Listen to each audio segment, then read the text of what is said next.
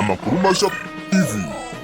Twongeye kugaruka ku makuru ya Ukraine n'Uburusiya tubagezaho uruzinduko rw'amateka Perezida Macky Sall wa Senegal ari kumwe na Perezida wa Komisiyo ya Afurika yunze ubumwe Musa Faki Mahamat bagiriye mu Burusiya kuri wa gatanu bakiriye Perezida Vladimir Putin. Perezida Macky Sall yashimye uburyo bakiriwe kandi ibyifuzo by'abo Perezida Putin akabyumva.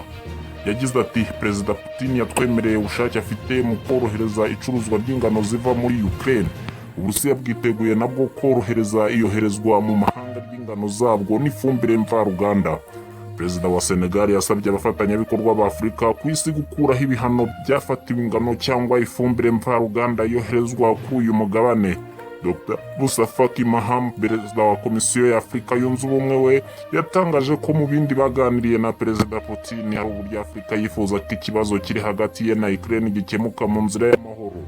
Banaganiriye ku ngaruka intambara yagize mu karere no muri Afurika no ku isi muri rusange. Amakuru mashya TV.